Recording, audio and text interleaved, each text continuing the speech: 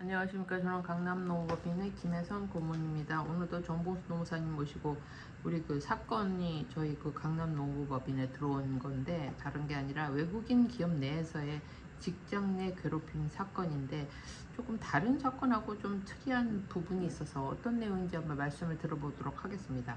예, 안녕하십니까. 공인노무사 정봉수입니다. 이 직장 내 직장 내 괴롭힘 그 조사를 저희한테 의뢰를 했고, 저희가 보시다시피 직장 내 괴롭힘 그 보고서를 이제 만든 그런 내용에 대해서 말씀드리겠습니다. 이 직장 내 괴롭힘은 그 괴롭힘이라고 인정을 한 내용입니다.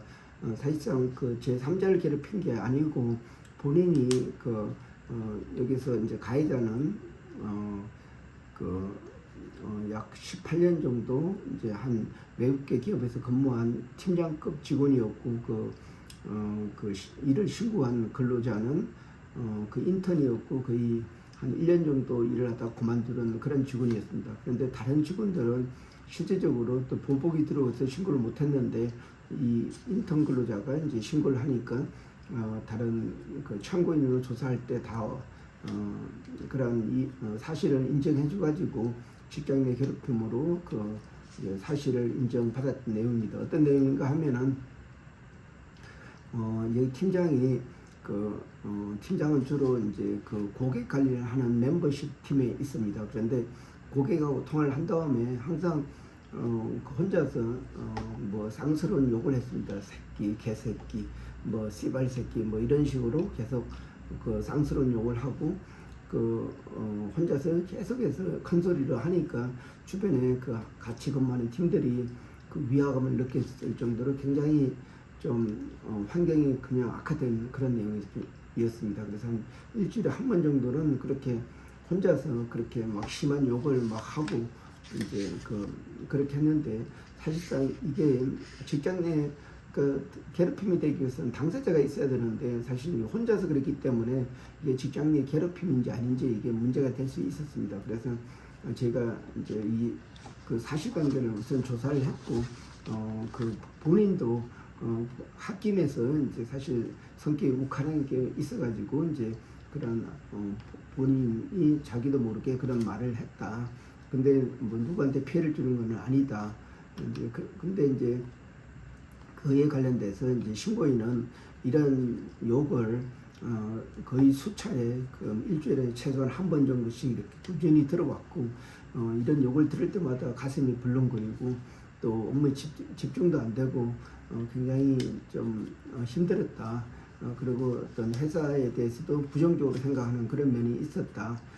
그리고 또 사실상 자기는 만약에 정식 직원이면은 사실 신고하기 어려울 건데 자기는 어차피 그만두는 직원이기 때문에 신고를 하게 됐다. 뭐 그런 얘기를 이제 했습니다. 그래서 이에 대해서 이제 다른 동료 참고인 조사를 있었는데 이 동료들도 마찬가지로 자기 상급자인 팀장이 그렇게 쌍욕을 하고 할 때에는 자기들도 사실 듣기가 어떤 안 좋았다. 그리고 또 이 팀장이 항상 욕을 할 때에는 자기 밑에 있는 직원들, 직급이 낮은 직원들 앞에서만 그런 스스로 욕을 했지 자기는 상급자 있는 데는 전혀 얘기를 하지 않았다. 사실 그런 걸 볼 때 이거는 어떤 직장 내 지위나 관계된 우위를 이용해서 업무의 적정 범위를 넘는 행위로서 어떤 다른 근로자를 직접 괴롭히기보다는 업무 환경을 악화시켰다.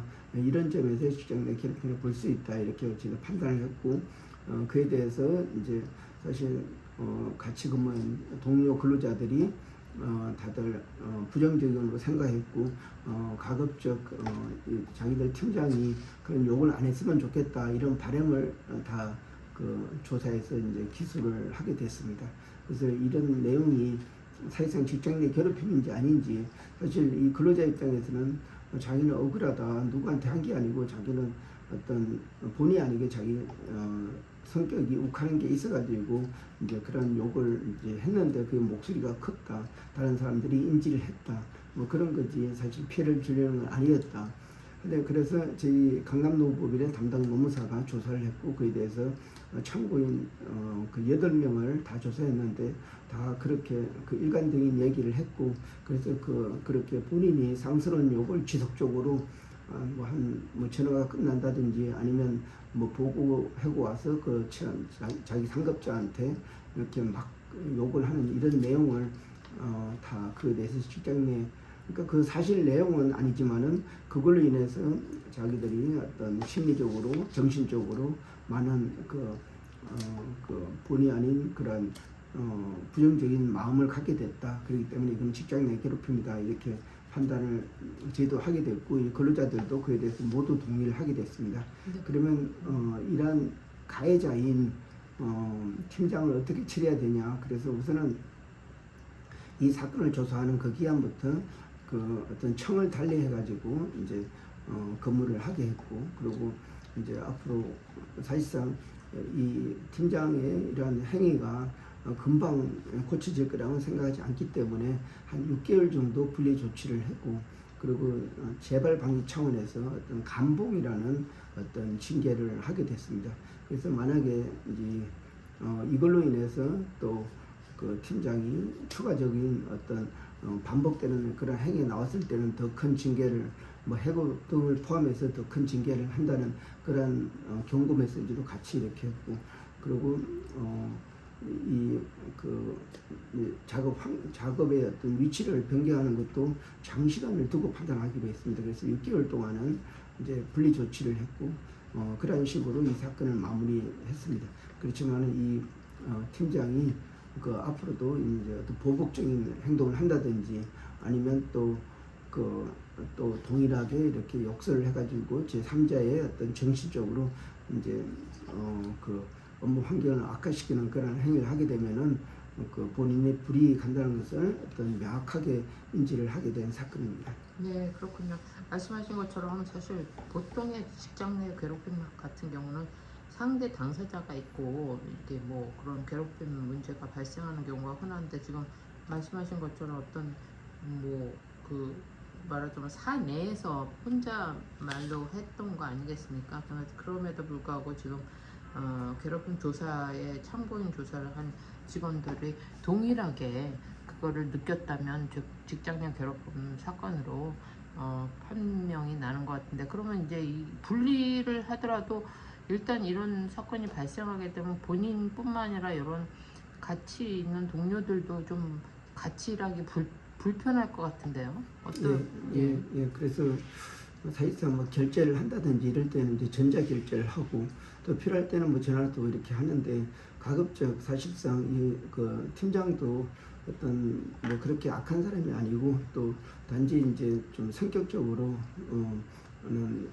그렇게 막 말을 하는 그런 타입이 있는데 그래서 이 근로자들도 그 팀장에 대해서 그렇게 개인적으로 나쁘게 생각하지 않지만 거기에 이 팀장이 이렇게 사용하는 이런 용어 그리고 또 이렇게 그러니까 거친 욕설 이런 부분을 싫어하게 됐습니다. 그래서 이런 부분을 이제 어떤 분리 조치를 하면서 이제 어느 정도 한 6개월 정도 지켜보기로 했고 이 근로자들도 다 수용하는 입장에서 이 사건이 종결되게 됐습니다. 네, 근데 이제 팀장인데 예를 들어서 뭐 이 6개월 이후에도 이게 그 교정이 안 되고 계속 이게 지속되면 이 사람이 뭐 어떤 그 페널티나 그 직장으로부터 뭐 해고라든지 이런 것까지 이룰 수 있게 될까요? 예, 맞습니다. 그래서 사실상 그 징계권을 남용하는 것은 처음부터 뭐 이렇게 중징계를 하는 거라고 할 수 있습니다. 사실상 이 근로자는 오랜 동안 이렇게 어떤 괴롭힘에 관련된 이런 욕설을 이렇게